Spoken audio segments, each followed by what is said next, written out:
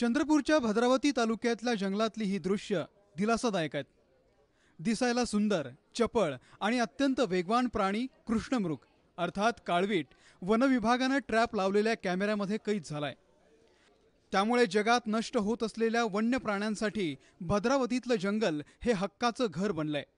क्षेत्रीय कर्मचाऱ्यांना यापूर्वी कल्पना होती की इथे काळवीट आहेत, परंतु आमच्याकडे कुठलाही असा पुरावा नव्हता। पण आता प्रथमतः तसं झालेलं आहे की कॅमेरा ट्रॅपमध्ये काळवीट आढळलेला आहे आणि त्याची खात्री झालेली आहे। स्थानिक या काळविटांना बावणी हरण समजायचे, मात्र हे काळवीट आहेत आणि त्यातही दुर्मिळ आहेत हे कळल्यानंतर लोकांमध्ये जागरूकता आली आहे। फॉरेस्ट वाल्यांना वगैरे दिसले, आम्हालाही दिसत राहते। त्यांनी सांगितलं का हे काळवीट आहे बा, याची थोडी काळजी घ्यायला पाहिजे, यांना कमी जास्त कोणची दगा वगैरे होऊ नये। त्याच्यामुळे लोकांच्या मनात ही भावना निर्माण झाली आहे का त्यांना काही कमी जास्त होऊ नये बा किंवा त्यांची काळजी घेतली पाहिजे।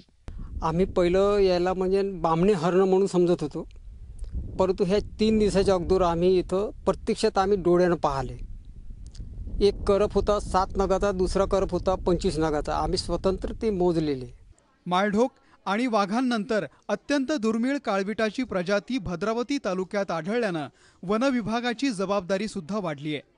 काळवीट इथे विशेषतः आढळलेला आहे। आता जवळपास 2-3 कळप आहेत असं दिसतंय आम्हाला, किंवा लोकल जे लोक आहेत इथले गावकरी त्यांच्या सांगण्यानुसार इथे आहेत। तर त्यांचं विशेष संवर्धन होण्याच्या दृष्टीने, त्यांचं संरक्षण होण्याच्या दृष्टीने आम्हाला आता विशेष प्रयत्न करावे लागतील हे निश्चित।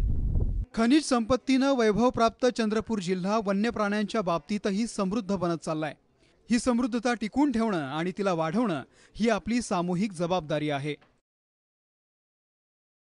काळवीट, माळढोक आणि वाघ यासारख्या अतिशय संकटग्रस्त प्रजाती एकाच भागात आढळणं खरं म्हणजे वनविभागासाठी आनंदाची गोष्ट आहे। मात्र यामुळे येणाऱ्या काही दिवसात वनविभागाची जबाबदारी वाढणार आहे। विशेषतः यांच्या संवर्धनासाठी एखादा विशेष ॲक्शन प्लॅन या भागात राबवण्याची गरज सुद्धा आहे।